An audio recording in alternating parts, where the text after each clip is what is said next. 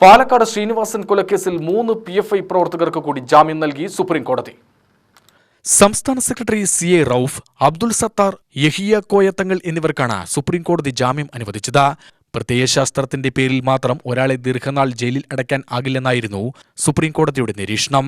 ശ്രീനിവാസൻ വധക്കേസിൽ പ്രതികളായ 17 popular front പ്രവർത്തകർക്ക് അനുവദിച്ച ജാമ്യം റദ്ദാക്കണമെന്ന് NIA ആവശ്യം സുപ്രീം കോടതി നേരത്തെ തള്ളിയിരുന്നു. ഹൈക്കോടതി ജാമ്യം അനുവദിച്ച പ്രതികൾക്ക് വ്യക്തമായ ക്രിമിനൽ പശ്ചാത്തലം ഉണ്ടെന്നും അതിനാൽ ജാമ്യം അനുവദിക്കരുതെന്നുമായിരുന്നു NIA വാദം.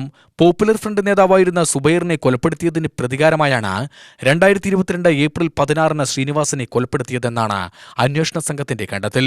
പോപ്പുലർ ഫ്രണ്ടിനെ നിരോധിക്കാനുള്ള കാരണങ്ങളിൽ ശ്രീനിവാസൻ വധത്തെ ഒരു പ്രധാന കാരണമായി കേന്ദ്ര ആഭ്യന്തര മന്ത്രാലയം ചൂണ്ടിക്കാട്ടിയിരുന്നു. ഇതിന് പിന്നാലെ കേസ് NIA ഏറ്റെടുത്തിരുന്നു. എലപ്പുള്ളി സ്വദേശിയും SDPI ഭാരവാഹിയുമായിരുന്ന സുബൈർ കൊല്ലപ്പെട്ടതിന്റെ പിറ്റേ ദിവസമാണ് ശ്രീനിവാസൻ കൊല്ലപ്പെട്ടത്. UTV news, Palakkad.